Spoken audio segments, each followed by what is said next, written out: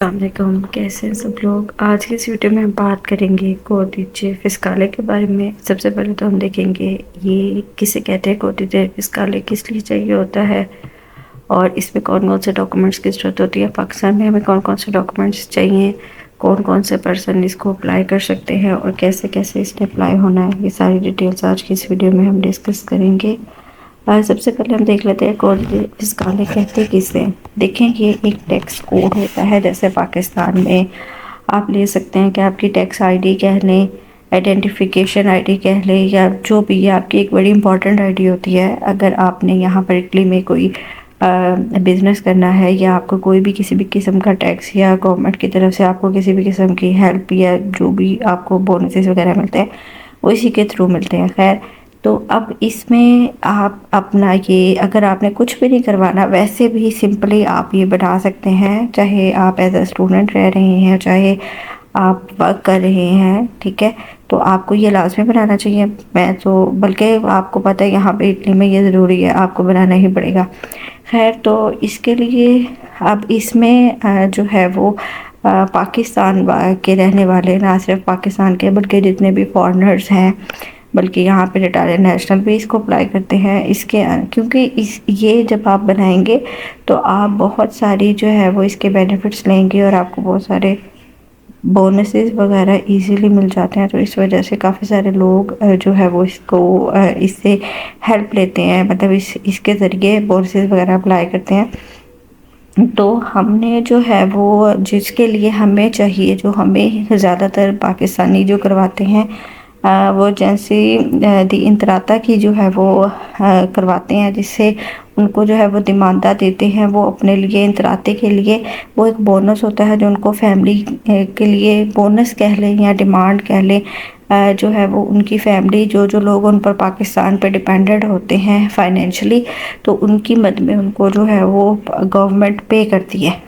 अब वो दो तरीके से होता है। पहला तरीका जो है वो आपको मंथली आपकी इनकम में ऐड कर दिया जाता है, और जो दूसरा होता है वो आपको साल के एंड पर नवंबर या दिसंबर में आपकी जो है वो सैलरी के साथ एक बोनस सैलरी या ऐड अप हो जाता है। ये दो तरीके होते हैं, ये आपने खुद जो है वो बताना होता है आपने कैसे लेना है। और इसमें कौन कौन से लोग एलिजिबल है ये बात कर लेते हैं। इसमें आपका जो बहन भाई 18 साल से कम उम्र है, कोई आपका जो भी बहन भाई 18 साल से कम उम्र का है, आपका वो इसमें ऐड हो सकता है।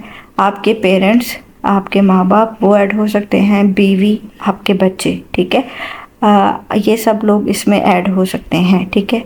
अब पाकिस्तान से इसकी को क्या चाहिए आपको। पाकिस्तान से सबसे पहले तो आपको चाहिए आपका FRC, फैमिली रजिस्ट्रेशन सर्टिफिकेट। ये आपको नादरा से मिलेगा, ठीक है। अगर आप शादीशुदा हैं तो आप अपने बच्चों, बीवी बच्चों के साथ लें, और अगर आप गैर शादीशुदा हैं तो पेरेंट्स के साथ, माँ बाप के साथ और बहन भाइयों के साथ बनवाएं। और अगर आप शादीशुदा भी हैं, आपके बहन भाई पेरेंट्स हैं, आप दोनों के साथ भी बनवा सकते हैं, ठीक है।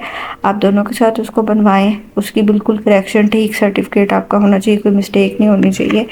और फिर आपने जो है वो उसको मिनिस्ट्री ऑफ फॉरेन अफेयर से टेस्ट भी करवा लेना है, ठीक है। ये दो डॉक्यूमेंट्स आपको लाजमी चाहिए। और तीसरा, आप निकाहनामा, आपका जो निकाहनामा होता है आपके बाद में काम भी आएगा। अगर मैरिज सर्टिफिकेट आप करवाना चाहते हैं आप उसको भी करवा लें। देखिए, उनका नहीं पता होता वो किस वक्त आपसे कौन सा डॉक्यूमेंट मांग लें, तो ये मांग भी लेते हैं मैरिज सर्टिफिकेट, इसलिए एहतियातन मैं आपको बता रही हूँ, आप ये भी ऐड कर लें। फिर इन सब डॉक्यूमेंट्स को आपने मिनिस्ट्री ऑफ फॉरेन अफेयर से टेस्ट करवा लेना है।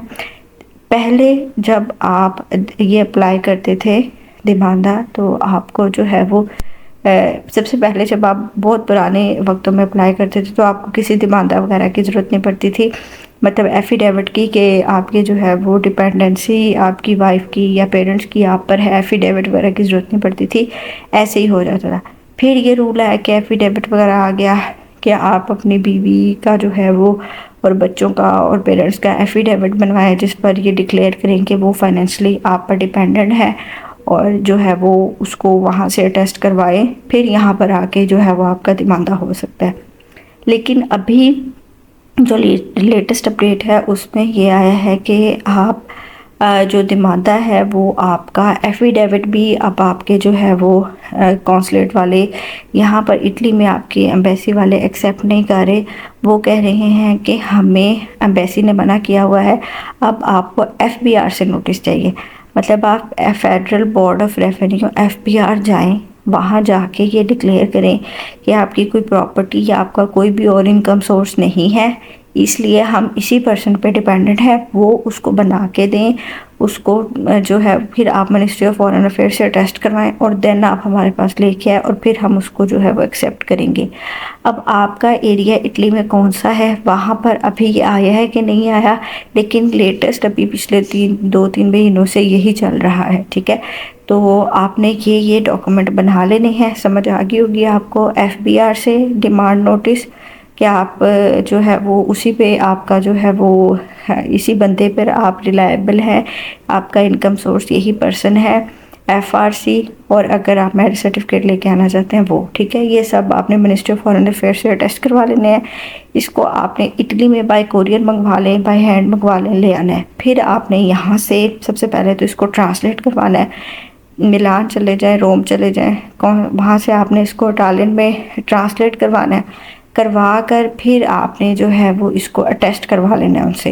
ट्रांसलेशन की फ़ीस भी है, अटेस्टेशन की फ़ीस भी है, 20 यूरो पर डॉक्यूमेंट है शायद। ठीक है, तो आपने वो करवा लेना है। उसके बाद आपने जो है वो उसको परफतूरा की अपॉइंटमेंट लेनी है। किसी जगह पर इसकी रिक्वायरमेंट नहीं है अपॉइंटमेंट की, और आप जो है वो डायरेक्टली जो है वो अपना दिमांदा इंतराता दे सकते हैं।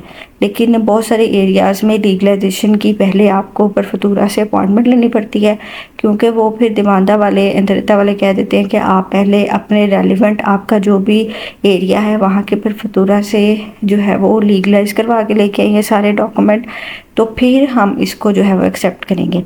तो इसके लिए आपको अपने जो भी आपके एरिया का परफतूरा है वहाँ की अपॉइंटमेंट लेनी पड़ेगी। वो अपॉइंटमेंट आपको ऑनलाइन मिल जाएगी। ठीक है, ऑनलाइन आपने कैसे बुक करनी है, अगर आपको नहीं समझ आ रही तो मैं इसके ऊपर भी वीडियो बना दूँगी, आप कमेंट बॉक्स में लिख दीजिएगा। फिर आपने वहाँ से उसको लीगलाइज करवा लेना है और फिर आपने वो सारे डॉक्यूमेंट जो है वो अपने एजेंसी जो इंतराता है उस पर ले आने हैं। अब एजेंसी इंतराता की भी आपको अपॉइंटमेंट लेनी पड़ती है। वो अपॉइंटमेंट वो भी आपने ऑनलाइन लेनी है। लेके तो आपने वहाँ आना है और अपने डॉक्यूमेंट सबमिट करवा देने हैं।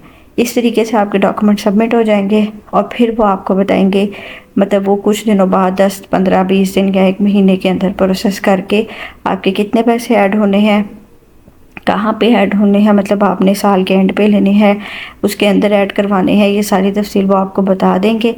और पर पर्सन कितने ऐड होने हैं ये सारी डिटेल, और आपके जो पैसे हैं वो ऐड हो जाएंगे उसके अंदर। ठीक है, तो आप ये सारा प्रोसेस करेंगे। अब इसमें आप ख़ुद भी ऑनलाइन फॉर्म वगैरह फिल कर सकते हैं और ये सारा प्रोसीजर आप खुद भी कर सकते हैं। ये भी अगर आपको जानना हो तो मैं इसके ऊपर वीडियो बना दूंगी। तो ये सब जो इटली में रह रहे हैं, चाहे वो इटालियन सिटीज़न है, मुझे पता है बहुत सारे लोगों को ये पहले से पता होगा, लेकिन जिनको नहीं पता उनके लिए ये वीडियो है। अगर कोई बात नहीं समझ आई तो आप मेरे से कमेंट बॉक्स में पूछ सकते हैं। और अपना ख्याल रखिएगा। मज़ीद वीडियो देखने के लिए चैनल को सब्सक्राइब कीजिएगा। अल्लाह हाफ़िज़।